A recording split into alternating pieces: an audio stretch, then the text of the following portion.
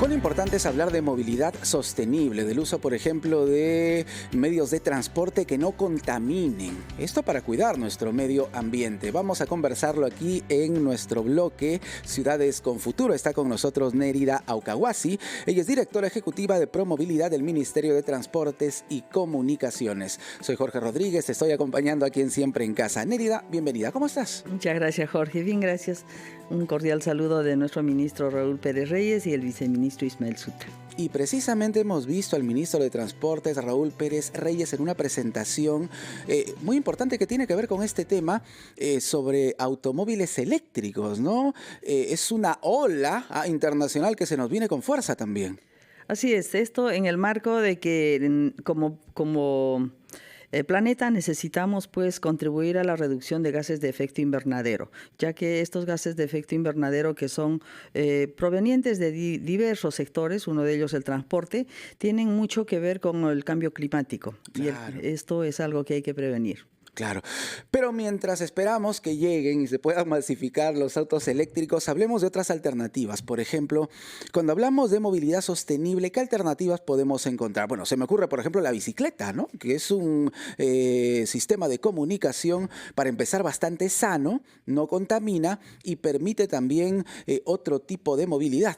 Es correcto, Jorge, porque cuando hablamos de movilidad sostenible, hablamos del enfoque de desplazamiento de personas con medios alternativos y con medios que representen una menor o cero emisión de gases de efecto invernadero. Exacto. Y es así que la bicicleta no genera gases de efecto invernadero, además tiene un conjunto de beneficios como la salud también emocional y mental, la salud física, entonces no ocupa tampoco el espacio que ocupa un auto y por tanto en algunas horas punta el uso de la bicicleta incluso tiene menores tiempos que el uso del transporte privado. Claro, porque en una ciudad complicada como Lima, por ejemplo, el caos hace que un vehículo pueda estar detenido, no sé, media hora, 45 minutos. En las ciclovías una bicicleta pasa como rayo, ¿no?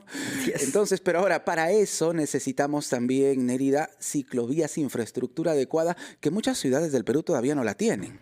Es correcto, es parte de un enfoque de sistemas integrados de transporte. Correcto. Por eso cuando hablamos de sistemas integrados hablamos no solamente de integrar los sistemas de transporte público masivo como son los buses con otros medios como son vías peatonales y vías ciclovías, sino también de un enfoque de integrar espacios tarifarios, tecnología y lo sociocultural tiene que ver, ¿no? Porque tenemos que ver dónde dejamos nuestras bicicletas para integrarnos con el transporte de bus masivo, por ejemplo. Claro, claro, impresionante. Todo un conjunto de retos. Efectivamente. ¿Cuánto hemos avanzado al respecto, Nérida, en ese sentido?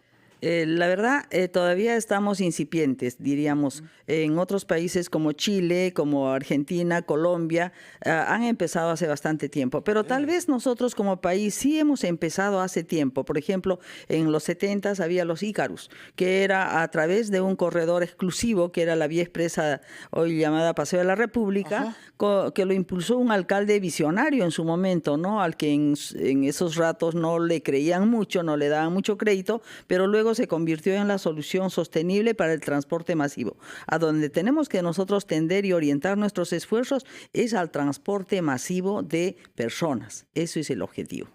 Claro, y el uso precisamente del transporte público antes que de un vehículo particular, por ejemplo, ¿no? Exacto. De ese modo evitamos no solo la contaminación, sino también esto que estábamos analizando, el caos, la congestión, porque ahora el tráfico en Lima es un dolor de cabeza realmente. De Lima y de las principales ciudades del país. Sí, por supuesto, por supuesto.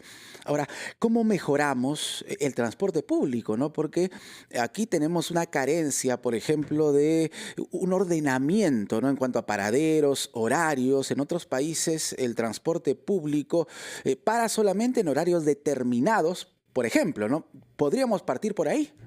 Sí, más bien lo que sé es que en otros países, por ejemplo en Europa, lo que se usa es el transporte público masivo y no el auto particular. Quiero referirme al uso del espacio en las infraestructuras de las calles. Por ejemplo, un peatón necesita 1 metro cuadrado para desplazarse. ¿Ya? Un ciclista necesita 2 metros cuadrados para desplazarse. Pero ¿qué pasa si necesitamos desplazar a 50 personas? Si necesitamos desplazar a 50 personas, lo subimos en un bus, se necesita 36 metros cuadrados solamente. Pero si esas 50 personas deciden usar sus automóviles particulares, a un promedio de 1.2 personas por auto, se necesita 413 metros cuadrados de infraestructura. Claro. Es la misma infraestructura que competimos vehículos particulares con buses públicos. Ahora, cuán importante es la peatonalización también de ciertos sectores, ¿no?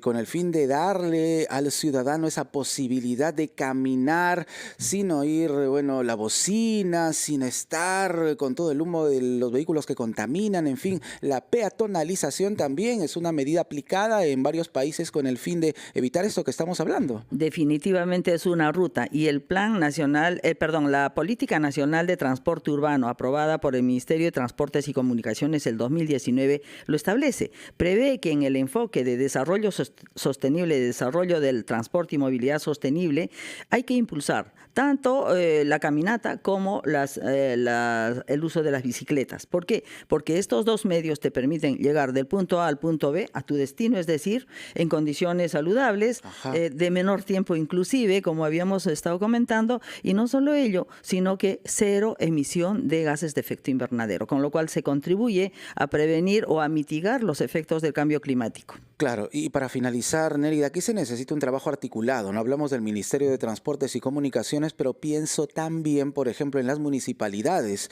los gobiernos locales que también tienen que poner de su parte, ¿no? En el ordenamiento, por ejemplo, de las vías de comunicación. Totalmente de acuerdo, ya que, por ejemplo, el transporte y movilidad público es competencia de los gobiernos locales. Y has dado en el clavo, Jorge, porque justamente a partir de la Política Nacional de Transporte Urbano, el Ministerio de Transportes y Comunicaciones promueve, ayuda y contribuye a que los gobiernos locales realicen su trabajo de la mejor manera. ¿De qué forma? Por ejemplo, se viene promoviendo los planes de movilidad urbano sostenible, los famosos PEMUS. Actualmente hay 4 ciudades del interior del país y me voy a referir a las ciudades del interior, no a Lima y Callao, que tiene su instancia propia, que es la ATU, ¿no? Les mencionaba que en las principales ciudades del interior ya hay 4 ciudades que tienen sus planes de movilidad urbana sostenible, que son Piura, Trujillo, Huamanga y Arequipa. Aprobados. Además de eso, dentro del programa Promovilidad, con una cooperación de la Unión Europea, se está iniciando los trabajos para hacer 4 PEMUS más para Chiclayo, Chimbote, Huancayo y Juliaca. Asimismo, estos PEMUS nos llevan a inversiones más largas, inversiones en corredores troncales que van a permitir el impulso de estos sistemas de transporte integrado a través de buses grandes, articulados. Y esto lo estamos haciendo en las ciudades de Trujillo con un estudio de inversión que está iniciándose y 3 estudios de preinversión en Piura, en Huamanga y en Juliaca. Además de otras acciones. Tenemos esperanzas entonces. Hay mucho que hacer. Nérida, muchísimas gracias.